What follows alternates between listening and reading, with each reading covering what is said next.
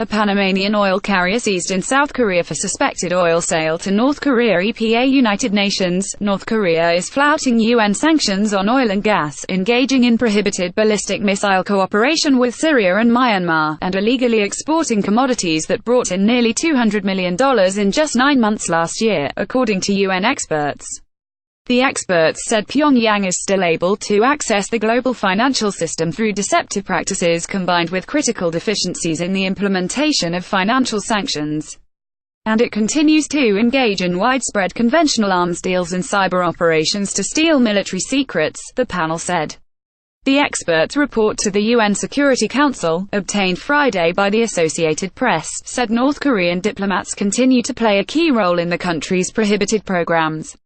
The Council has imposed increasingly tougher sanctions against North Korea in response to its nuclear and ballistic missile tests. The latest resolution in December, in response to the launch of a ballistic missile that Pyongyang says is capable of reaching anywhere on the U.S. mainland, sharply lowered limits on North Korea's refined oil imports and authorized the inspection and seizure of ships suspected of smuggling banned items including coal and oil to and from the country. U.S. Ambassador Nikki Haley said sanctions now ban well over 90% of North Korea's exports reported in 2016. But the panel of experts said the expansion of UN sanctions hasn't been matched by the political will, international coordination, and allocation of resources to implement them. This year could represent a critical window of opportunity before a potential miscalculation with disastrous implications for international peace and security, the experts said.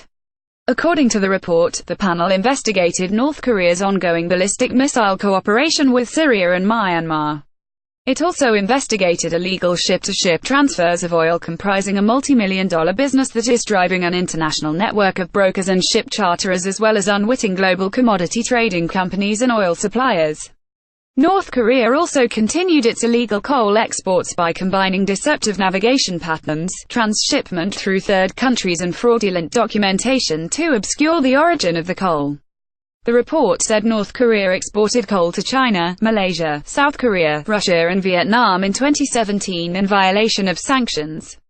It said a network of foreign traders responsible for violations of the coal ban operates through numerous front companies registered in Australia, British Virgin Islands, China, Hong Kong, Marshall Islands, Samoa, Seychelles and the United Kingdom. The experts said North Korea also exported $125 million of iron ore to China last year in violation of sanctions.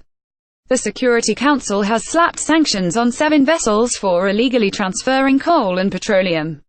The panel said stepped-up efforts are crucial to curb these rampant illicit activities. The experts also cited critical deficiencies in implementing financial sanctions.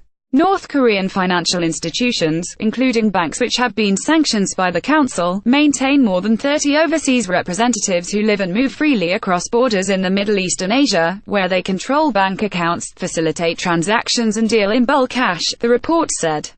The experts said North Korea is also exploiting a key vulnerability which has enabled the country to easily create front companies offshore in Asian financial centers where they leverage assistance from other nationals and use the firms to open accounts and move money worldwide.